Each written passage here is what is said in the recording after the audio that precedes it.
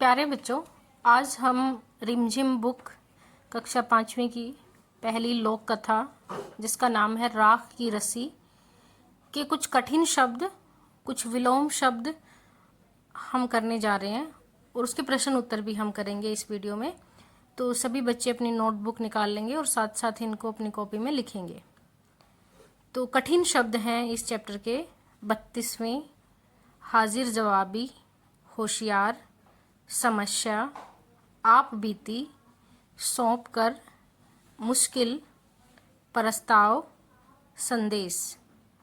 शब्द अर्थ हैं समस्या, परेशानी, निराश, उदास, यकीन, विश्वास, तरीका, उपाय, मदद, सहायता, मुश्किल, परेशानी, आकार, बनावट, चकित, हैरान। तो ये इस पाठ के शब्द अर्थ हैं। अब हम इससे संबंधित कुछ विपरीतार्थक या फिर विलोम शब्द देख लेते हैं। विलोम या विपरीतार्थक का मतलब है उल्टे अर्थ वाले। जैसे चालाकी है तो उसका उल्टा अर्थ होगा बेवकूफ़ी, चैन का होगा बेचैन, सीधा सादा होशियार, गांव शहर या फिर शहर का होगा गांव, दुखी सुखी, खरीदना बेचना, संभव असंभव, धूमधाम चुपचाप, सौंपकर छीनकर, मुश्किल आसान। अब हम इस लोक कथा के प्रश्न उत्तर देख लेते हैं।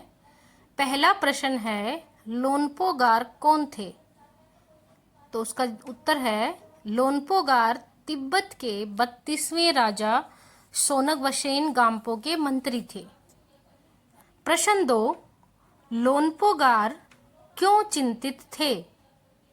लोनपोगार अपने बेटे के भोलेपन के कारण चिंतित थे।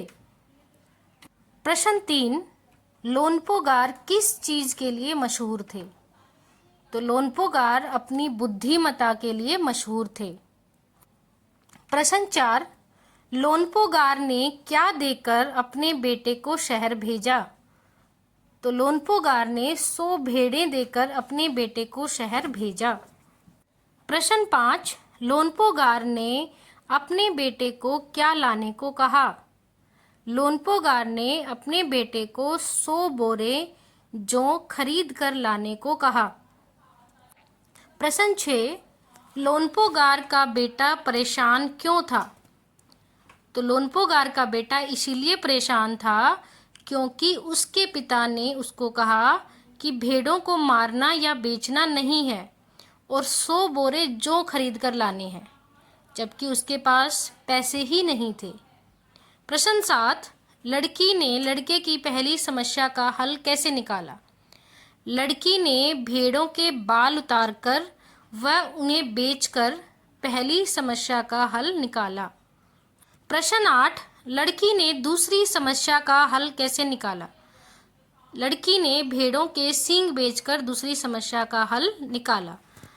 तो दूसरी बार में उसने सींग बेच दिए और पहली बार में उसने बाल बेचकर जौ के 100 बोरे खरीद लिए। प्रश्न 9, मंत्री ने लड़की को क्या चुनौती दी? मंत्री ने लड़की को राख की रस्सी बनाने की चुनौती दी। प्रश्न 10, लड़की ने लोनपोगार के सामने क्या शर्त रखी? लड़की ने लोनपोगार के सामने शर्त रखी कि रस्सी उन्हें अपने गले में पहननी होगी। तो लड़की ने क्या किया? उसने कहा कि मैं रस्सी तो बना दूंगी राख की, लेकिन उसे आपको अपने गले में पहनना होगा। ये उसकी एक शर्त थी।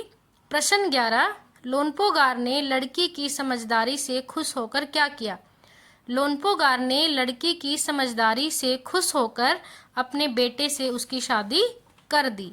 तो इस तरह से लोनपोगार की चिंता खत्म हुई। उसने अपने बेटे की शादी एक समझदार लड़की से कर दी। उसका बेटा बहुत भोला था। तो इस तरह से हमने इसके प्रश्न उत्तर किए। सभी बच्चे ये प्रश्न उत्तर, कठिन शब्द, विपरीतार्थक शब्द और शब्द अर्थ अपनी कॉपी में लिखेंगे और अपनी कक्षा अध्यापिका को दिखाएंगे। धन्यवाद।